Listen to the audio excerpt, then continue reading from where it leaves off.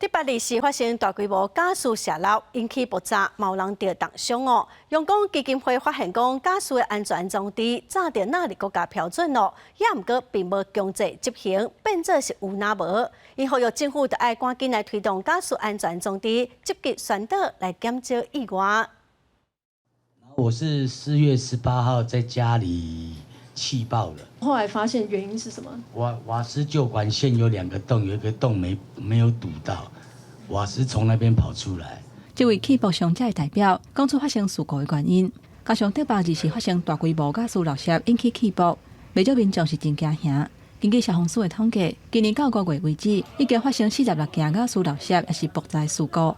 为了避免假树造成灾害，阳光基金会呼吁政府爱赶紧推动安假树安全的装置。非常多的意外，根据消防署自己的统计，有蛮多的意外是发生在换装瓦斯的时候。国家标准的瓦斯法的那个自闭器，就是可以解决这个事情的，因为就是防呆啊，就是你没换好，它会自动关起来。不会让你这边起，然后就爆炸。尽可能的家里要安装这个所谓的微电脑瓦斯开关，一旦有重大的状况，像譬如说地震，它可以自动的切断，或大量的泄漏，它也可以自动的切断。执行长苏正贤讲，安全装置会当自动加一层安全的保障，嘛有纳入国家标准，不过并无强制执行，变做有那无。倡导组曾丽金嘛讲，相关资讯无做整合，民众恶查嘛影响宣导。征权检核表。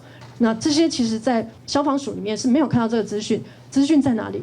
在另外一个主管机关，就是这些产品的主管机关叫标检局，他们两边没有整合。根据阳光基金会统计，超过70%的民众对假树安全相关的装置并无了解，希望政府爱落实假树桶、天然气管线相关安全检验的项目，积极宣导，避免意外再发生。记者柯兰妮、曾俊佑台北采访报道。